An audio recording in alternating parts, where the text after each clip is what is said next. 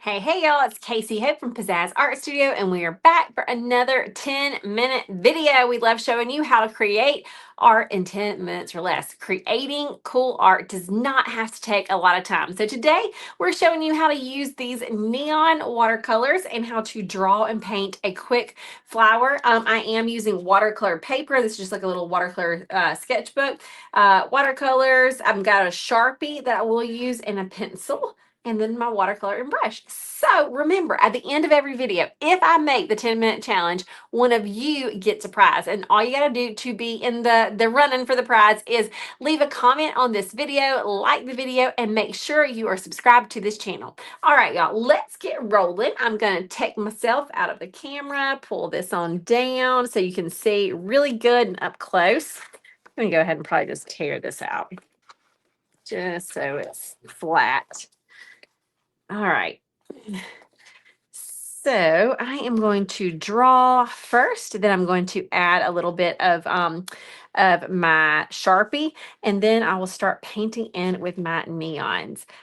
This also could be a repeated pattern. Like I could do several flowers, and who knows, once I start getting into this, I may decide to do that. But for now, we're going to go with just what you see here. So here we go. I'm setting my timer to 10 minutes, and let's roll. I'm going to start right here in the middle and got me a little bitty dot. I'll come down a little bit closer. And I'm going to kind of create, it's almost like a football shape, but definitely not a perfect football. It's got some movement to it. It's not smooth lines. It's very irregular lines. Okay.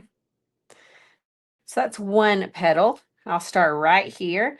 The next one can kind of follow along and then come out and right back to that point. The next one can also start at that point. Probably need to start making them a little bit bigger. And then back to that point that we drew. Okay, here I'm going to come up and out. Now notice one thing that I'm doing is I'm holding my pencil far back. The reason for that is because I want these these irregular lines. If I were to hold it down like this, I'm going to have a lot more control, but that also makes like more perfect lines, and I don't want perfect lines. So I'm going to come back here. That might feel weird to you for a bit, but to me, it makes really interesting drawings. So there I've got that. I'm going to have a couple of little, lines that can come up from the center. And then before painting, I am going to take my Sharpie and just very loosely outline this. So it's not going to be a perfect outline. And when I say perfect, like not solid, do you see how I'm just kind of picking it up in places? It's not a solid outline. Now you could do a solid outline. It's just that's going to have more of like a coloring book feel to it. And I don't want quite that same feel. So I'm not doing a perfect outline. I'm just kind of lightly outlining here and there. Maybe can put in a few little dashes and dots in places.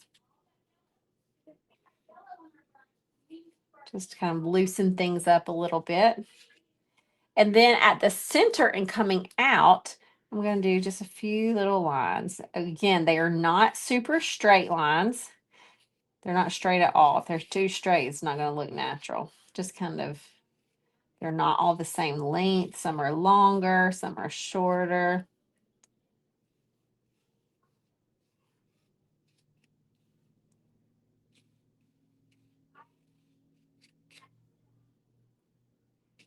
If you wanted to outline this, you could. I didn't in the original one.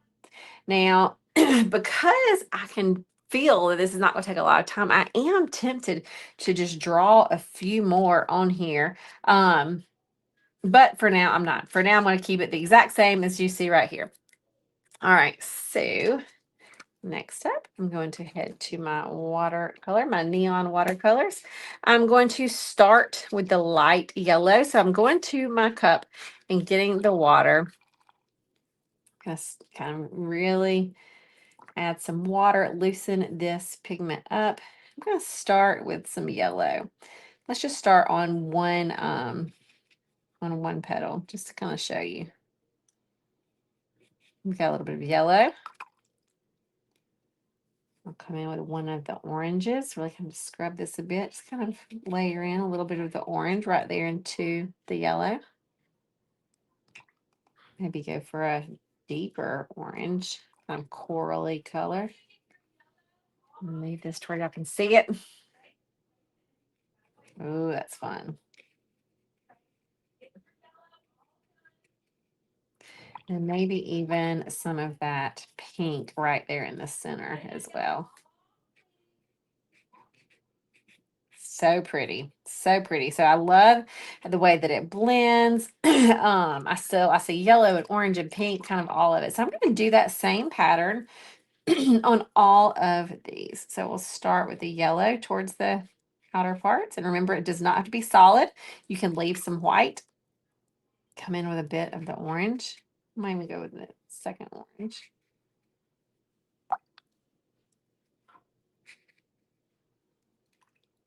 Darker orange.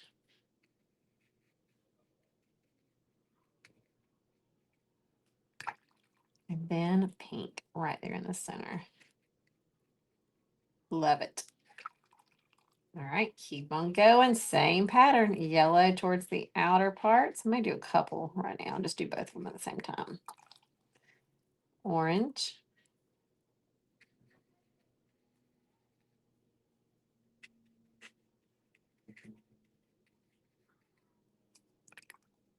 Darker orange.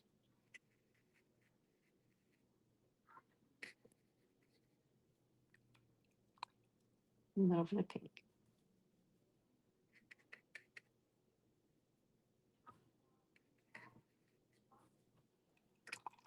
Last one, going for the yellow first. Orange. Darker orange. Leaving a little bit of white. Bright pink. And it's looking cool, looking cool.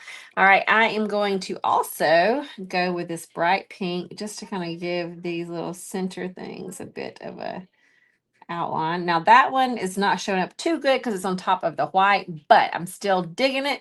Now this palette does not have any black, so I did pull in my Koi palette over here. Oh no, this is not Koi. What is this? I think this is the same brand. I think it's still the Uli brand, but it's just a different palette. All right, so I'm going to grab my black and just start having little fun strokes in the back. You could do stripes if you prefer. You could letter in the back. I did think of that also. Journal in the back. You could cut this out and have it to be like a little tip in on another piece, like a little collage piece or something. There's all kinds of little different things you can do, but I hope what you're seeing is that, look at this time. We set this timer for 10 minutes. And we still got time left. It does not have to take a lot of time to really just kind of have fun, have that peace and play and get the benefits of sitting down and creating.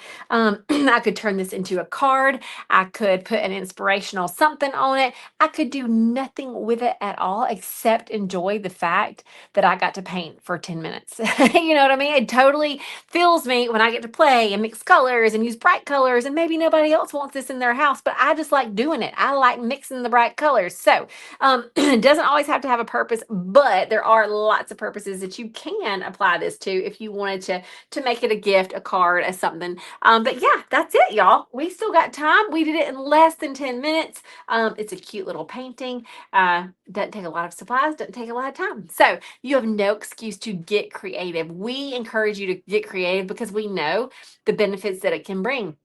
It reduces stress and anxiety.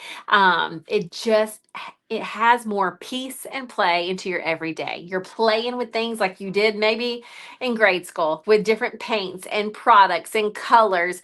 That's the playful side. And then the peace side just comes from all the research that shows how when you're focusing your mind on something creative, how it just calms your soul a bit. So give it 10 minutes. See if you feel the benefits of it. See if it's fun for you. I think it will be. And come right back here every single Wednesday. We do these fun 10-minute challenges. Be sure to subscribe to our channel. Leave us a comment. Let us know if you're going to give this a try.